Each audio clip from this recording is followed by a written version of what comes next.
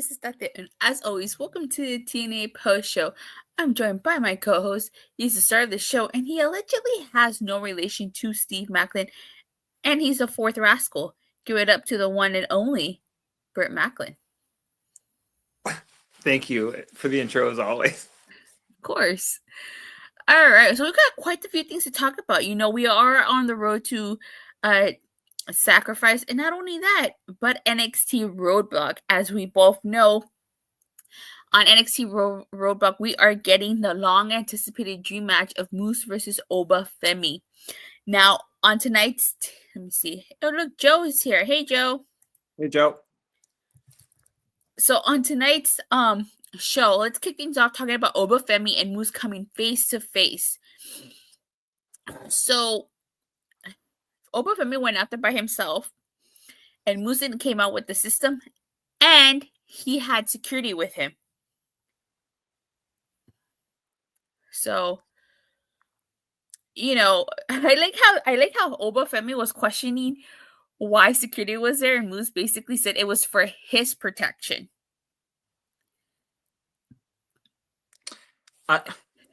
That's funny because on the opposite hand, like I feel like as soon as you see security, that's kind of like one of the signs, almost like when someone's doing a contract signing or a wedding, as soon as you see security going out there, you know it's going to end badly.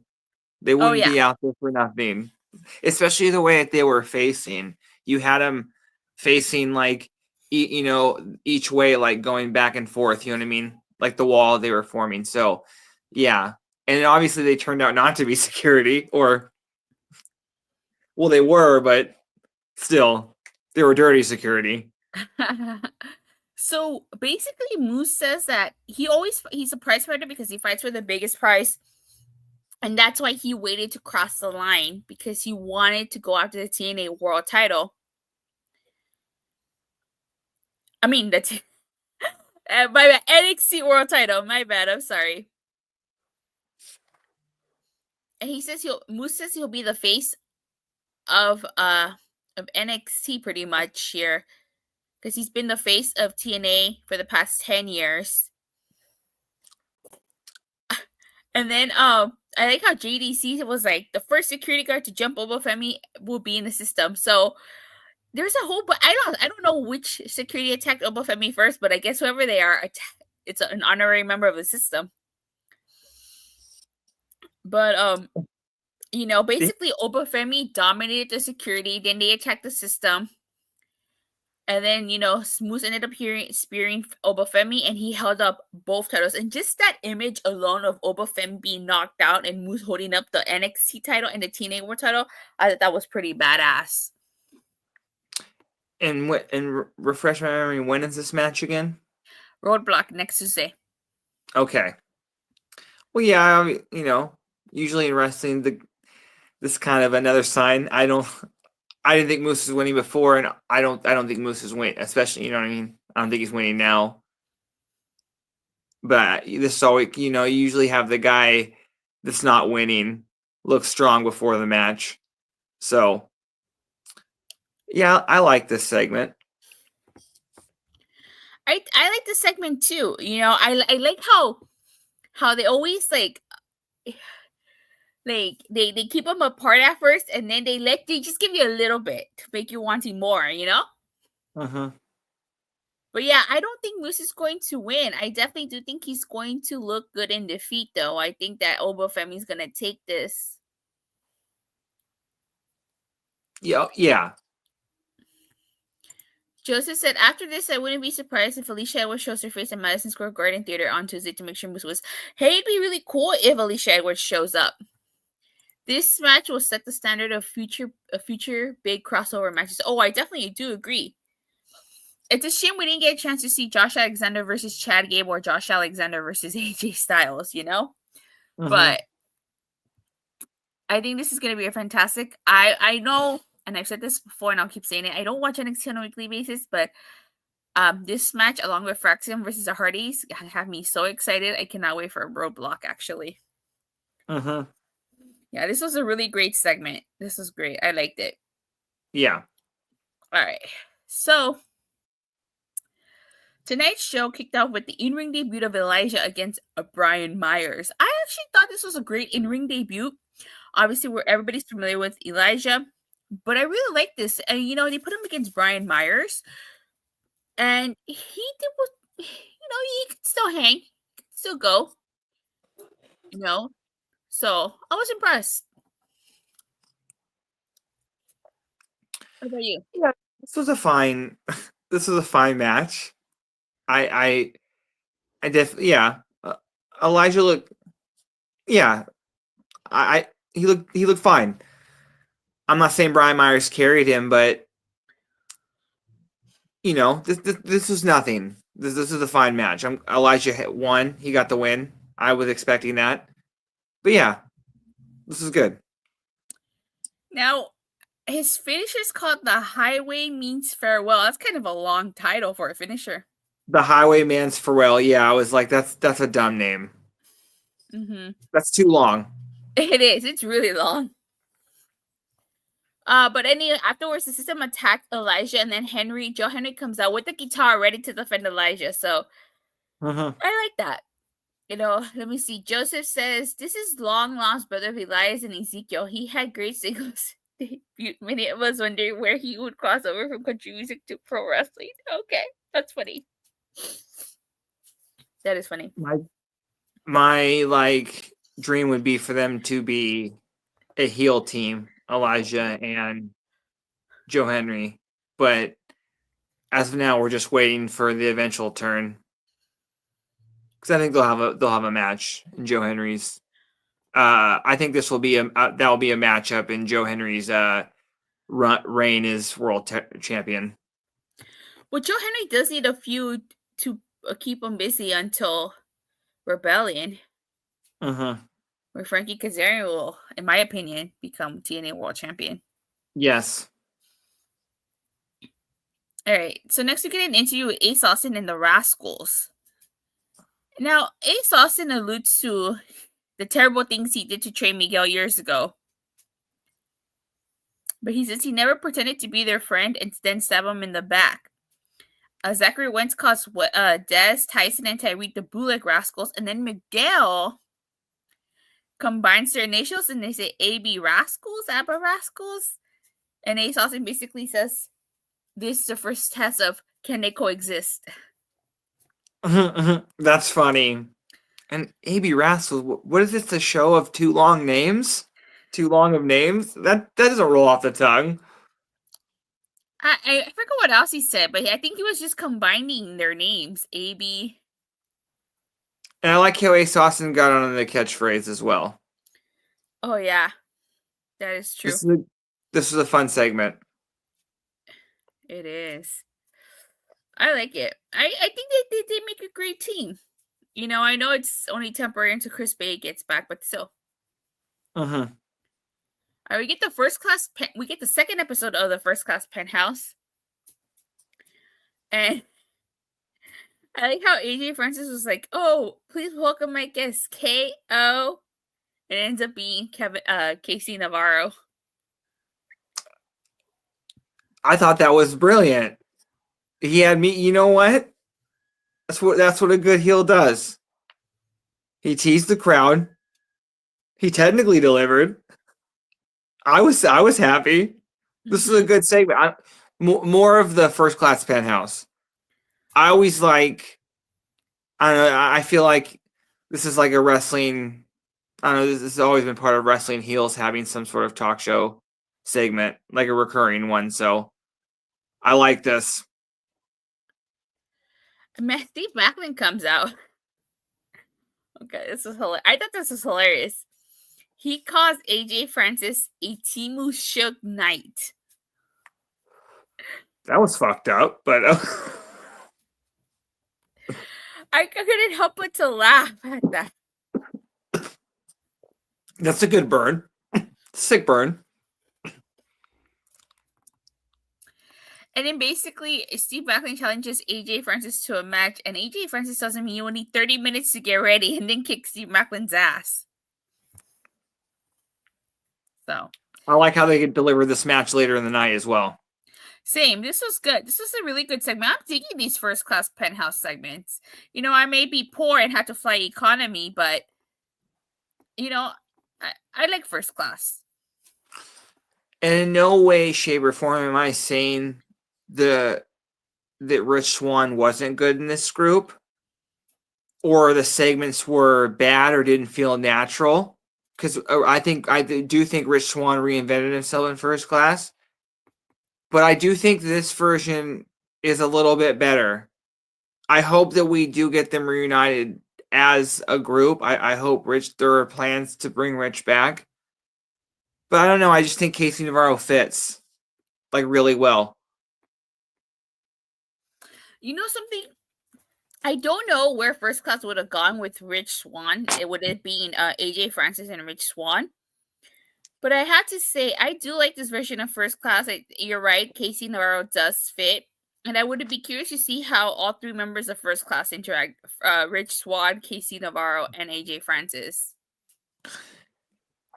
I think just this pairing works better just because if you're forming a group, and if you're looking at the original first class, while they did Rich Swann did kind of reinvent himself, you knew at some point they were going to have to break up just because I didn't want Rich Swann going down in terms of like leaving the world title scene. You know what I mean?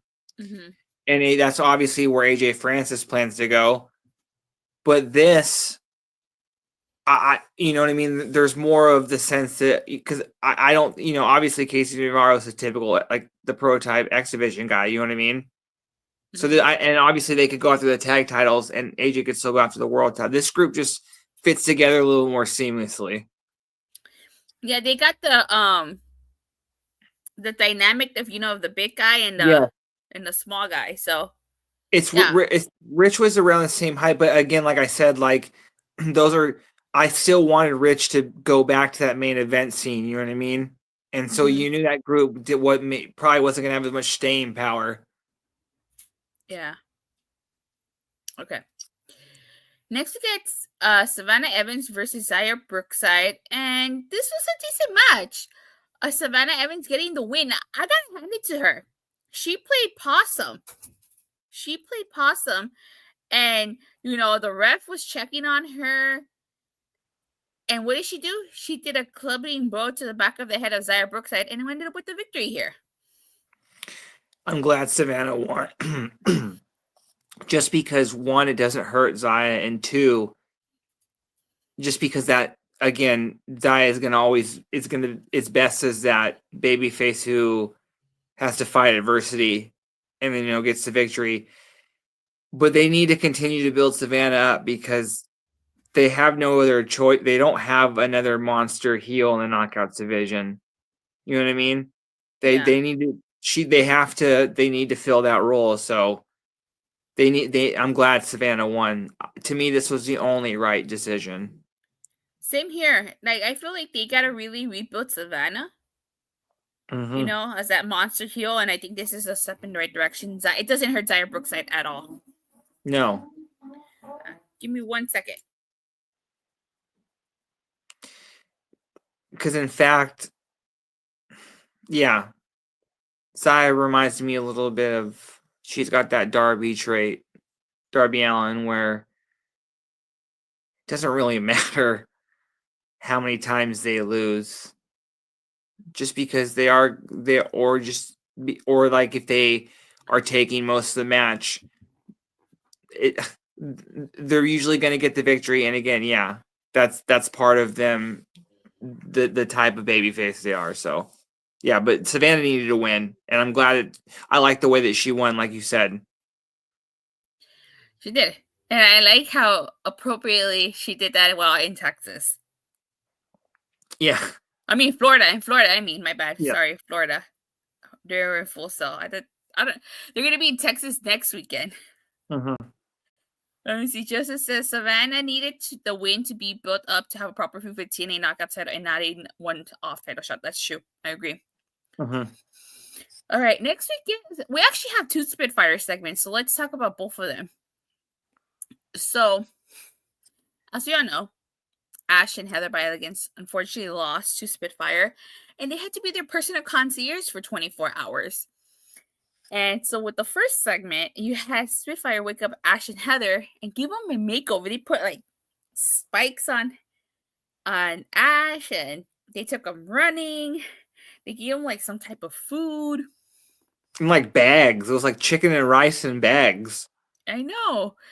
And then in the second segment, they had them work out. They used them as punching bags. And then like Spitfire told them that they were doing a good job. And then the person at concierge attacked Spitfire and ran off with Ash and Heather. So I felt so bad for them, but I mean, this is hilarious. And it was meant to be hilarious, you know? I like the production value of the first one. Like, it was really cool the way they shot it. The second one was like a little more comedy. And then obviously, yeah, the concierge dresses the janitor. He gets involved, and then his reveal, he's like, "It was me." Like, we didn't know who it was, but that's the comedy of it. And yeah, he took him away. This was funny. It was. Oh my god! I think I actually really like Heather's rock punk rocker look more so than I did Ash, but that's just me. Joseph says, it was very hilarious, but I hope we don't get another match between Spitfire and the Elegance brand. I don't want to be a broken record, but we need more Knockout tag team. You and me both, brother. And I had to agree with Joseph here. Like, as much as I thought this was hilarious, we don't need another match and feud between them. We need more Knockouts tag teams. And like I've always said, have Spitfire go to NXT or bring over women from NXT, you know? Yeah, that, and it also, I don't know if I'm making this, it seemed like Rosemary had teased somebody, you know what I mean? If I'm misremembering that, but yeah, obviously the goal for me right now, just because I don't see them, I haven't heard of any signings, so yeah, I would hope the next feud is involving a team in NXT. Maybe, like I said, Lash and Jakara or Fatal Influence would be fine. Rosemary was watching Savannah and Zaya Brookside. Okay. And I do agree. Like, there's no reason why at this point there shouldn't be a Knockouts tag team division. Yes, I get they lost a lot of tag teams. How many years ago was that? 2 years ago that they lost all those Knockouts tag teams? 3, I think, maybe? But you could even look in now, if we're even thinking about that, I wonder whose decision, maybe that was a Scottish decision, to even bring the belts back, you know what I mean? Just because, I mean, I don't know that, but I'm just saying, it's just always hard. You need more people. Technically, you're always going to need more women to book, or more people in general to book a tag division than a singles division. So, like, again, I've always thought if they were going to bring back a second Knockouts title, which I'm glad they did, it should have been some sort of equivalent of a mid-card Knockouts title, whether it was an X Division title or, you know what I mean, a TV title. But again, that doesn't matter at this point. But they do need to. There's a lot of talent out there to sign. So the fact that they haven't done that, and it's basically been a 2-team division this whole time, is kind of disheartening, a little disappointing. We have to remember, at the time that these belts were brought back, this was what, 2021, I think? Mm-hmm. There was a division. There was. But you're right, but again, it's still like, it still wasn't you know what I mean? It was one more, I think, than they had now. But it's like they've really. Sorry, go ahead. No, go ahead. Look on it. Maybe 4 teams, because I think that, like you said, I think they had like the Inspiration, they had Decay, I believe they had the Influence, right? Yeah.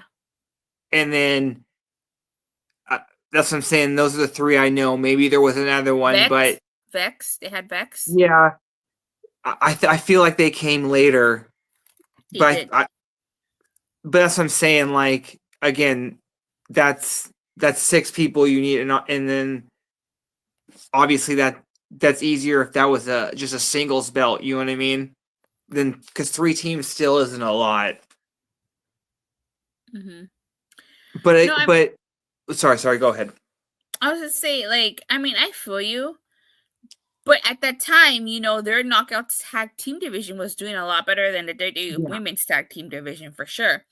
for I just sure, feel like definitely. right now at this point is like they should utilize the crossovers more and bring women's tag teams, or assign more women's tag teams. Why not sign the Hex, Allison Kay, and let me see. Joseph says the KO tag teams division were brought back in January 2021. Fire and Flavor beat Havoc and Neve to win the titles. I think it was 2023. The KO tag took that hit. Oh yeah, I forgot. See, thank you for reminding me. Havoc and Neve and Fire and Flavor. That was like a total of like 6 teams right there. But I don't think that the inspiration were in 2021. Yeah, And they that's came late. They came late. They came October. They came during Bound for Glory. okay. Mm-hmm. So. So again, you're right. The division was a lot better than it was. So Mm-hmm. and they need to get to that point again. There, like I said, even if you didn't have NXT, there's a lot of indie talent out there. And like I said Wouldn't have to before, overpay for they lost more tag teams in the span of a couple months and they were able to replace, and I think that was what happened. They lost influence, they lost the inspiration, they lost Navea, they lost Fire and Flavor, then they lost Vex, they lost all these tag teams, and unfortunately it was just too fast. They didn't have enough time to replace these tag teams. But I do agree at this point they should at least utilize the women of NXT. But again, that shouldn't. If you in the short term, that's fine. But in okay, some people might not think this, but you could argue that TNA is the 3rd biggest wrestling promotion in North America. You know what I mean? Mm-hmm. Mainstream, and it would not have been hard to bring in talent for that division without overspending. Like I said, there's a plethora of indies. A lot of those names are known, So yes, in the first maybe few, like 3 or 4 months, that was a big loss, but they should have had a plan. You know what I mean? Exactly. All right. So Cassie and Jesse, the Inspiration, won the titles at Bound for Glory. I know, I was there live. I have that on my YouTube channel. Their debut held them for 4 months, and that was it. Yeah, no, that's it. They didn't really do much, unfortunately. All right, let's move on.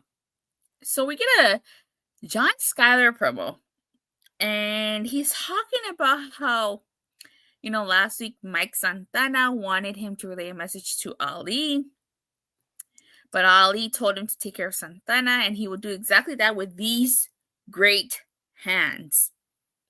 They've been upgraded. Right? So this leads into Mike Santana versus John Skyler. This was such a quick match. I mean, this was less than 5 minutes. It didn't need to be long. So it was more about the angle before and afterwards. Exactly. So Mike Santana is victorious, and then afterwards, Jason Hodge attempted to cheap shot him with the ring bell hammer, but that didn't work. And Mustafa Ali appears on the Titantron, and he basically says that Santana is unhinged and wants him to take a urine sample. And this guy literally hands him a urine cup. I guess it's to take a test, and we all know what kind of test he's talking about if you read between the lines. So, but I thought this was great. Just like Ali is just like poking at Santana here. And this version of just the whole gimmick of Ali is a much better this time, and I would like to think part of it is just because now he is signed. You know what I mean? Mm-hmm. There's more of commitment to it. So yeah, this is very good. Next we get Steve Maclin versus AJ Francis, and this was a good match as well. The Northern Armory though are there, and Steve Maclin questions: Are they there to help him? And Eric Young tells him that they're watching his back, but you can say that they caused him this match because Steve Maclin loses after AJ Francis ends with a down payment, and AJ Francis is victorious. AJ Francis, real quick, I think has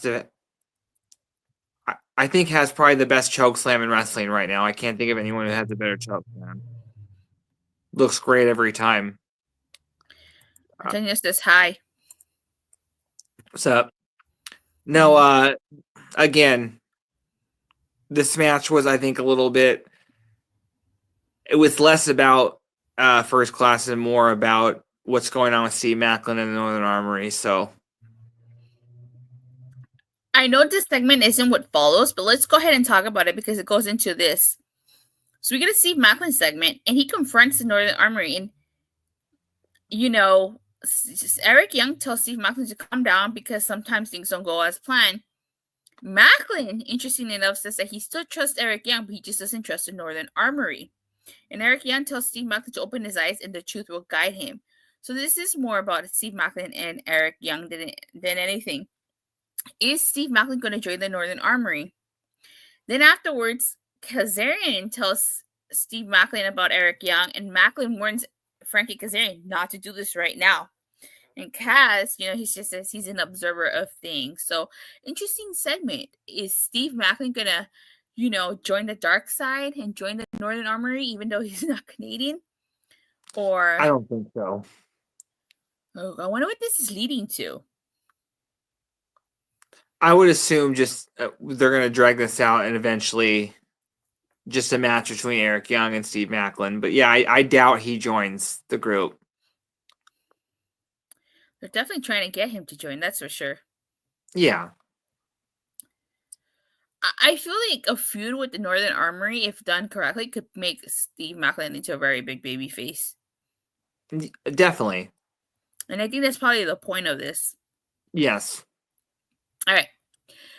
So we have a very hilarious segment with the Hardys, Joe Hendry, and Elijah. Ryan Nemeth. I don't know what his deal is, but he thinks he's a part of the team. And Matt Hardy tells him that he's not. And he FaceTime Nick Nemeth. And Nick is like, oh yeah, me and my brother, we're going to be a part of this team. We're going to be a part of this match about how he's been main eventing. And Matt Hardy's just like, that's a lie. But Matt tells Nick that no one trusts Ryan. And then Ryan, the camera zooms out of the FaceTime and Ryan begins to, it looks like he's going to cry. And he says that he hates them all and walks away. So it's like Ryan Nemeth, he is really turning up the role of that annoying heel. I liked everything up until that point. I thought that was kind of corny. I know it was supposed to, but I don't know. It was like him forced trying to be a horrible actor was, I don't know. But this was very funny. Just Matt basically saying no one likes him. Oh, this was funny. It was. I think how Ryan just thought he was showed up and was like, yeah, I'm part of the team. Oh my god. It's hilarious. All right. After this is when we get the Oba and Moose segment, but we talked about that. So let's go ahead and jump into this Fraxiom segment. So the Fraxiom are basically there because they're saying goodbye to the best tag team. Because they're promising to become TNA tag team champions. Nathan Frazier said thanks to Hardys for everything they did for their business and that they'll be watching closely when they face off against the Colons tonight. So, it seems like the Fraxiom is dead set on taking those tag titles from the Hardys. I guess we'll find out at Roadblock what happens. They should win. I wouldn't be opposed to it, that's for sure. I just think that I just think that they should win. I think that'd be huge. I think it would be the talk of the town if that happens. Yeah. Because we both know Moose isn't winning, but maybe Fraxiom might. Yeah, I think Fraxiom is winning. And then again, like I said, I think Jeff Hardy's winning on Friday. That'd be crazy. So this would kind of be the downfall of, kind of start the downfall of the system, I would think. Yeah. All right, next we get a 6-man tag match. It's the Northern Armory versus Ace Austin and the Rascalz. I think this was a great match. I think the Rascalz and Ace Austin, they mesh well together.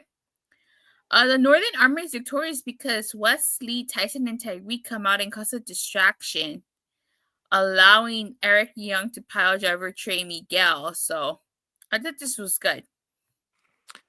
Yeah, I obviously I don't like when there's like a lot of disturbance. You know, it didn't cause the match to end. But I'm glad we did get a clean finish. But I understand why we had the interference of setting up the 6-man tag at Roadblock. Well, is it Roadblock or Sacrifice? Sacrifice the 6-man Yeah, tag. yeah. All right. But this was a good match. It was. Next, we get a Mike Santana segment, and he's like offended that he has to do this cup test. And again, we already know what that cup test means. I don't have to tell anybody here. And he's basically saying that there's no reason for him to do it as he hasn't had any slip-ups. And Santino Marela's like, yeah, it's ridiculous, but he wants him to do the test anyway so he could shut Ali up. Well, he said that this came from up top, and even he has a boss, so. Yeah.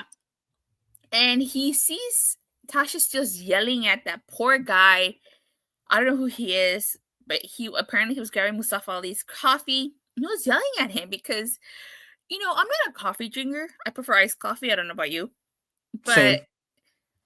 I just think, I don't know why you would yell at someone for getting your coffee order wrong. I mean, I guess, you could attribute it if you go to Starbucks or something to get your order wrong, but that's no reason for you to yell at the poor guy. Well, when you're a big star, you might have a temper. You know what I mean? I don't blame him. I felt bad for him. I'm not saying I didn't. I'm just saying. God. So basically, Santana tells this guy not to let anyone talk to him like that, and he takes a cup from him. And it shows him going inside the bathroom with both cups. Now, obviously, I think you can kind of get what he was going to do with this. I don't think I need to spell it out for you or for anybody else, but what'd you think of this?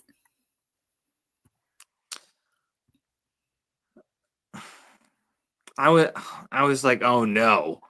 That's immediately what I thought.